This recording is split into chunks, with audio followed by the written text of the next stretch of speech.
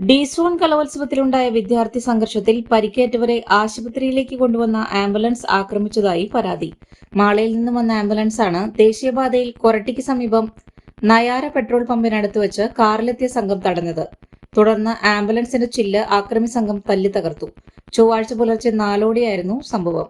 Koratty police കേസെടുത്ത് അന്വേഷണം ആരംഭിച്ചു.